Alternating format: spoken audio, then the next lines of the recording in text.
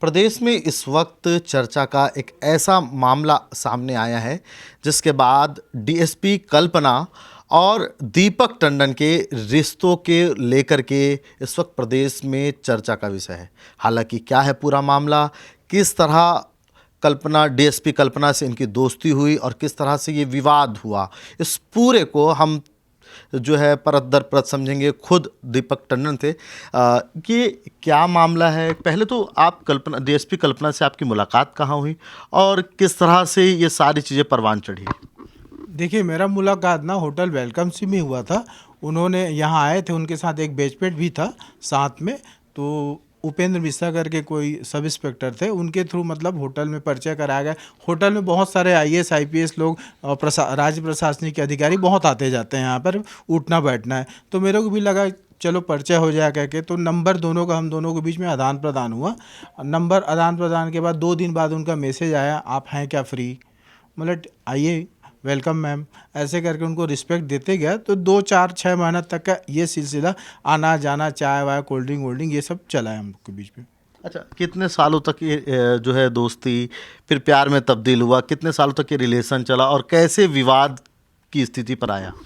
ये मामला जो है 2 साल तक का हम लोग के बीच में अच्छा खासा चला है। और उसके बाद धीरे धीरे घर में भी मेरा आना जाना था, मेरे बच्चे और मिसेस के साथ भी था, फैमिली संबंध था। हम लोग दोनों लंच डिनर साथ में करते थे।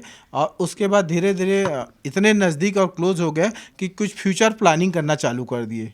फ्यूचर प्लानिंग ये कि हम ये करेंगे, कुछ अच्छा सेटअप डालेंगे, कुछ कमाने का सोचेंगे, ऐसा दोनों में हम लोग का चलते रहता था। इस बीच में उसका भाई बेरोजगार था, तो एटमॉस्फेरिया जब सेल हो रहा था तो मैं बताया यहाँ पर कुछ काम स्टार्ट करवा दो। तो बोले ठीक है मैडम, मैं करता हूँ। तो मेरे पास अभी पैसे नहीं है, बोले आप पैसा लगा दो। तो मैं उस समय 30 लाख रुपया हेमंत कुमार वर्मा के अकाउंट में पैसा डाला मेरे खाते से। ये हेमंत कुमार वर्मा कौन है? उनके पिताजी हैं हेमंत कुमार वर्मा। अच्छा, किस लिए आपने पैसा डाला? और जो है जिस तरह की बातें सामने निकल के आ रही है उसमें तो आपने जो है डीएसपी पर धोखाधड़ी, गबन, शायद बहुत सारे ऐसे आरोप लगाए हैं जिसको लेकर के इस वक्त जो है चर्चाओं का बाजार गर्म नज़र आ रहा है। बिल्कुल, मैंने उसको 2021 से 2025 तक का लास्ट करीब करीब 2 करोड़ रुपया कच्चे में पेमेंट दिया हूँ उसको मैं। मतलब पार्ट पेमेंट, कभी 2 लाख, कभी 5 लाख, कभी 3 लाख, कभी 10 लाख, बहुत सारा, मतलब ऐसे करके मैं करीब 2 करोड़ रुपये के आसपास दिया हूँ उनको। अच्छा, तो ये पैसे आपने क्यों दिए? क्योंकि कुछ चीज़ों का तो आपने जिक्र किया कि गाड़ी दिलाए थे, हीरे की अंगूठी, सोने के आभूषण, बहुत सारे महंगे गिफ्ट के अलावा कैश भी दिया। तो ये देने की वजह क्या थी? ऐसा क्या रिश्ता कायम हो गया कि दीपक टंडन उस पर अपनी दौलत लुटाते हैं? जी बिल्कुल, इसमें सच्चाई है, क्योंकि मेरे और हम दोनों के बीच में मतलब इतने मतलब मधुर संबंध हो गए थे कि यहाँ तक मैं अपने पत्नी से तलाक लेने के लिए मुझे दबाव भी बनाया कि मैं जीवन भर तुम्हारे साथ रहूँगा, लाइफ टाइम साथ हूँ, मैं कहीं नहीं जाऊँगी, हमेशा साथ दूँगी। साईं बाबा ने मुझे मिलाया है, हम दोनों के बीच में कभी वो नहीं पैदा होगा। तो मेरे को लगा कि दोनों का संबंध बहुत अच्छे हैं, अच्छे को हम लोग और ज़्यादा अच्छा बनाएं। तो इन्वेस्ट मैं धीरे धीरे करते गया, इस पोस्ट में है तो मुझे भी फ्यूचर में अच्छे प्रॉफिट होगा, फ़ायदा होगा, ऐसे करके मैंने पैसा बहुत सारे उनको दिए। और अभी तक उन्होंने मुझे 1 रुपया नहीं दिया है। उल्टा मैं, उसके पिताजी जब रिटायरमेंट हुए तो गाड़ी की आवश्यकता है बोले, तो मैं 22 लाख में हाई राइडर लिया था, उनको पिताजी को चलाने के लिए दिया, जो आज तक मुझे वापस नहीं किया गया। अच्छा, जब आप गिफ्ट दे रहे थे सारी चीज़ें, तो घर में परिवार में किसी को जानकारी हुई थी कि नहीं हुई थी? अगर जानकारी हुई तो कब हुई? और आपने कहा कि अगस्त में ब्रेकअप भी आपकी हुआ, तो ब्रेकअप की वजह क्या थी? देखिए, घर में तो जानकारी मोबाइल के माध्यम से मेरी मिसेस को पता चला कि वो स्क्रीनशॉट देखा कि कल्पना के साथ 3 बजे रात को मैं चैट कर रहा था। उसमें मैसेज आया कि आप डिवोर्स क्यों नहीं ले रहे हो, अपने मैच्योरिटी दिखाओ, क्यों नहीं ले रहे हो, ऐसे करके। तो मिसेज मेरे देख ली कि रात को कैसे मैसेज कर रहे हैं करके। तो वो पढ़ी ना, पढ़ने के बाद 3 बजे रात को उनको कॉल भी किया कल्पना को कि आप ऐसा क्यों कर रहे हैं, आप इतने अच्छे हैं, इस टाइप से मेरे घर जीवन बर्बाद मत कीजिए करके। इस बीच में फिर दोनों में झगड़ा भी हुआ, मोबाइल में हॉट टॉक जैसे होते हैं वो भी हुआ है। अच्छा, लेकिन ये तमाम बातों के बाद अगर हम देखें तो कल्पना वर्मा जो है एक सोशल मीडिया में उनका एक वीडियो ऑडियो जो है वो वायरल हो रहा है, एक चैट जो है उनकी वायरल हो रही है, उस पे वो कह रही है कि आप जो है एआई से सारी चीज़ों को वो करके फंसाने का काम कर रहे हैं, जबकि वो उनके पिता से व्यापारिक संबंध पुराने रहे हैं। देखिए, उनके पिताजी से तो मैं फर्स्ट मुलाकात, उनकी सिस्टर का शादी हुआ था, उस समय जैसे औपचारिक जैसे मुलाकात करवाते हैं वैसा मुलाकात करवाया, तो मैंने उसके प्रणाम भी किया, उनके पिताजी को और मम्मी को भी किया था, बिल्कुल पैर छूता था, दोनों का सम्मान भी देता था। उसके बाद हमारे बीच में मतलब साल भर तक का कोई बातचीत नहीं हुआ, उनके पिताजी से ना मेरा संबंध था ना कोई बातचीत होता था।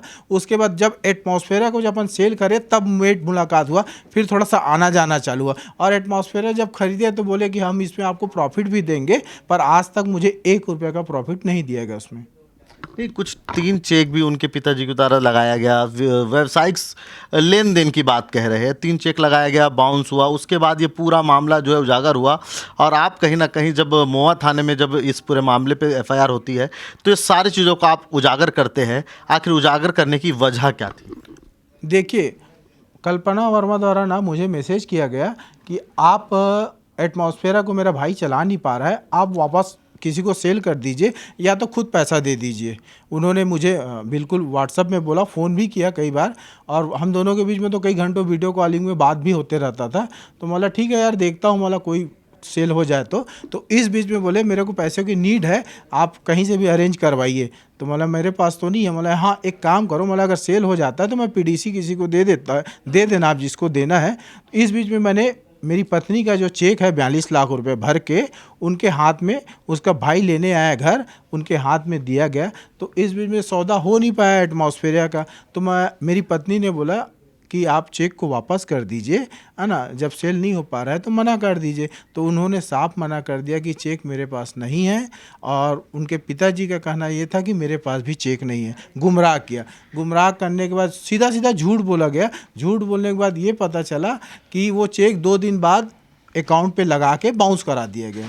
बाउंस कराने के बाद उन्होंने महुआ थाने में 3 दिन बाद एक कंप्लेन दर्ज करवाया, शिकायत दिया कि हम बरखा टंडन को 75 लाख रुपया मकान के एवज में दिया गया है करके, जबकि किसी प्रकार का कोई लिखा पढ़ी नहीं है, ना कोई डॉक्यूमेंट साक्ष्य है, ना किसी प्रकार का सेल एग्रीमेंट है, कहीं भी नहीं है। बस नगद किसी के शिकायत कर दोगे 75 लाख रुपए हम दिए तो क्या एक्सेप्टेबल है? तो थाना प्रभारी के द्वारा मना कर दिया गया कि इसमें हम कुछ भी नहीं कर पाएंगे, आप दोनों का आपसी मामला है, आप समझिए करके। अब जिस तरह से वो लगातार बातों को खंडन कर रही है, जिस तरह से आपके ऊपर आरोप लगा रही है, उसके बाद आपका अगला क्या स्टार्ट हो, क्योंकि आपके पास बहुत सारे तथ्य आज भी मौजूद हैं, शुरुआत से लेकर अंत तक के तमाम वो तथ्य मौजूद है जिसके आधार पर आप आगे भी कार्रवाई करने की बात कह रहे हैं। बिल्कुल, मैं एक मीडिया के माध्यम से देखा हूँ कल, तो उसमें बोला गया है कि मेरे अकाउंट की जांच किए जाए, कहाँ से पैसा आता है, मेरी पत्नी और मेरी। तो बिल्कुल जांच करवाए। मैं तो चाहता हूँ जांच के सामने मैं भी पेश होऊंगा, वो भी पेश हो, और हर चीज़ का जांच हो, निष्पक्ष जांच हो, कहीं कोई दिक्कत नहीं। रहा सवाल मतलब पैसे कहाँ से हैं और झूठा आरोप, मनगढ़ंत एआई, वो तो मेरे मोबाइल में व्हाट्सएप में पूरा डिटेल है, पूरा सबूत है, डाटा है, पेन ड्राइव है, हार्ड डिस्क है, वीडियो फुटेज है, सीसीटीवी है, पूरा सबका जांच करवाए। मोबाइल लोकेशन ले, दोनों का टावर लोकेशन ले, तो उसमें पूरा सच और झूठ का पता चल जाएगा। आप ये सारा चीज़ संभाल के रखे हार्ड डिस्क पर, स्क्रीनशॉट पर, तो आपकी क्या मंशा थी? जिस तरह से वो कह रही है कि उनके पद को रहते हुए आपकी जो मंशा थी, कहीं वो तो नहीं थी?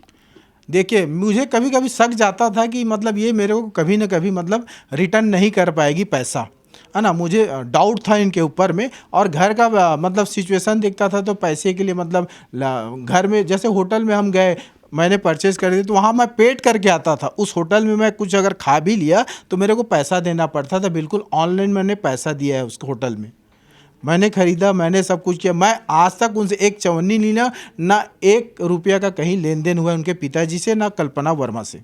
तो अब आगे क्या तैयारी करेंगे, आगे क्या आपकी कार्रवाई होगी, क्योंकि अभी तक इस पूरे मामले में कानूनी कार्रवाई कहीं नहीं दिख रही है?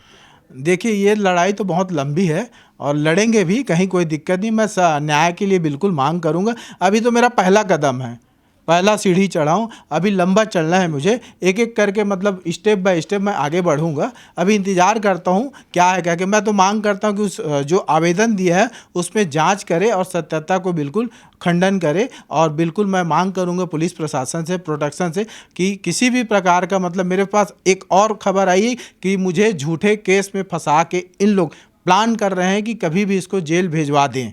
इसका भी डर सता रहा है, घर में भी ये बात का संदेह है। मेरे छोटे छोटे बच्चे हैं और अब निवास करता हूँ मैं वहाँ पर, रात को मुझे नींद नहीं आ रहा है। इन्हीं प्रकार का ये प्रताड़ित कर सकते हैं मुझे। तो ये थे हमारे साथ दीपक टंडन, जो इस पूरे केस के मुख्य किरदार थे। पहली मुलाकात होती है, मुलाकात के बाद 2 साल प्यार जो है परवान चढ़ता है। चैट घर में पकड़ा जाता है, बीवी देख लेती है, उसके बाद ब्रेकअप की बात होती है। ब्रेकअप डिवोर्स की का चैट देखने के बाद पत्नी विरोध करती है और उसके बाद प्यार का अंत होता है। हालांकि अब इस केस पे और क्या नए मोड़ आएंगे, जिस तरह से डीएसपी कल्पना ने आरोप लगाए है कि एआई द्वारा बनाए हुए चैट है, साथ ही इस पूरे मामले की जांच की बात कही जा रही है, उसी तरह दीपक टंडन भी इस पूरे मामले में दूध का दूध और पानी का पानी होने की बात कह रहे हैं। आने वाला मोड़ कहाँ लेके जाता है और किस पहलू पर आने वाले वक्त चर्चा में रहेगा, ये देखने वाली बात रहेगी। कैमरामैन उमेश के साथ नदीम मेमन, CGNN लाइव रायपुर। बहुत लंबा खींच लिया क्या भैया? नहीं।